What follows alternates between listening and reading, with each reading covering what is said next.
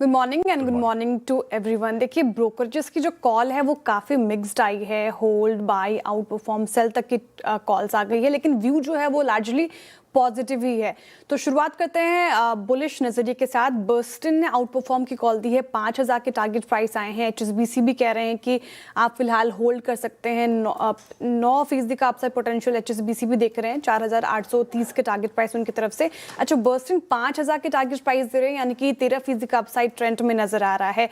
Quarter 4 नतीजे काफ़ी अच्छे लग रहे हैं, स्ट्रॉन्ग ग्रोथ रही है, मार्जिन बीट के साथ वापस ट्रैक पर आ रही है कंपनी, ऐसा बर्स्टन मान के चल रहे हैं। इस क्वार्टर 20% ग्रोथ, मार्जिन एक्सपेंशन रहा और मीडियम टर्म में भी अगर आप देखिए 20% ग्रोथ और 11% एबिट मार्जिन का आउटलुक है। HSBC ने कहा है कि रिजल्ट अच्छे हैं, फैशन सेगमेंट में like for like growth low single digit रही, लेकिन कुछ कंसर्न्स भी HSBC और बर्स्टन की तरफ से आए हैं। एक ये कि राइट इशू बर्स्टन को ज़्यादा एक्साइट नहीं कर रहा, और ये 2500 करोड़ का जो ये फंड रेज करेगी राइट इशू के द्वारा, वो कहाँ इस्तेमाल होगा उसकी भी तस्वीर अभी तक साफ नहीं है। और साथ ही कॉम्पिटिशन से core productivity, in fact store productivity पर भी प्रेशर रिस्क बना हुआ है। तो ये कुछ रिस्क हैं जहाँ पर नजरें बनी रहेंगी। अच्छा, कॉशियस साउंड थोड़ा सिटी ग्रुप साथ ही जेफरीज कर रहे हैं, हालांकि इनके भी टारगेट प्राइस ऊपर ही के हैं। इनको भी नतीजे काफ़ी पसंद आए, लेकिन कुछ नियर टर्म में प्रेशर दिख रहा है एक डिमांड को लेकर। और मैनेजमेंट की जो कमेंट्री थी वो जेफरीज को भाई नहीं कॉशियस साउंड कर रहे थे, तो वो एक बड़ा सवाल पैदा हो रहा है यहाँ पर कि आगे जाके कंपनी कैसा करेगी। फोकस जो है वो छोटे शहरों पर है ट्रेंड का, वहाँ पर एक्सपेंशन को लेकर ज़्यादा अग्रसर होकर काम कर रही है। और सिटी ने तो सेल की कॉल दे दी है, लेकिन बातें उन्होंने पॉजिटिव कही। सेल की कॉल इसलिए क्योंकि उनको वैल्यूएशन सही नहीं लग रही अभी भी, और कंपटीशन ज़्यादा बड़ा रिस्क नजर आ रहा है।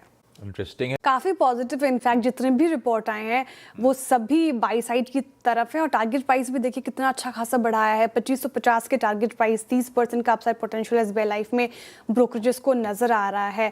अच्छा, क्वार्टर 4 में जैसा कि आप लोग जिक्र करते हैं, VNB मार्जिन लोअर रहने से थोड़ा एस्टिमेट मिस हुआ है, लेकिन फाइनेंशियल 27 में मार्जिन गाइडेंस में पॉजिटिव सरप्राइज की उम्मीद है, ऐसा जेफरीज का मानना है। AP ग्रोथ मोमेंटम जारी रहने की संभावनाएं हैं, जो कि अच्छी चीज़ है। और साथ ही रिस्क भी लिमिटेड नजर आ रहा है, स्ट्रॉन्ग कॉस्ट एडवांटेज के चलते।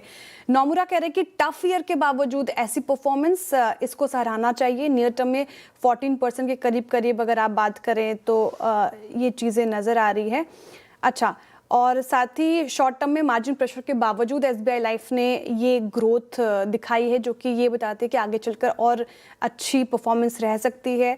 साथ ही HSBC भी पॉजिटिव है, उनका मानना है कि स्लोअर AP ग्रोथ और GST चेंजेस से मार्जिन पर थोड़ा असर पड़ा है, लेकिन ये नियर टर्म में ही है। लॉन्ग टर्म ग्रोथ स्टोरी अभी भी इंटैक्ट है, इसलिए SBI लाइफ पर सभी ब्रोकर्स पॉजिटिव हैं। Q4 का डिसअपॉइंट ये भी मिक्स्ड है टेक महिंद्रा को लेकर। 22 साथ ही अंडर परफॉर्म तक की कॉल आ गई है सर। तो HSBC जो कि पॉजिटिव है, पहले उनसे शुरुआत कर लेते हैं, क्योंकि 1780 के टारगेट प्राइस आए हैं, यानी कि 21% का अपसाइड पोटेंशियल तो टेक महिंद्रा में देख रहे हैं वो।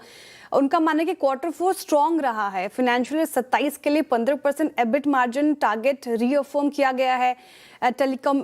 टेलीकम्युनिकेशन सेगमेंट ने अच्छा ग्रोथ डिलीवर किया है, खासकर यूरोप में मार्केट शेयर गेन्स के साथ ये देखा गया, तो ये अच्छी चीज़ है।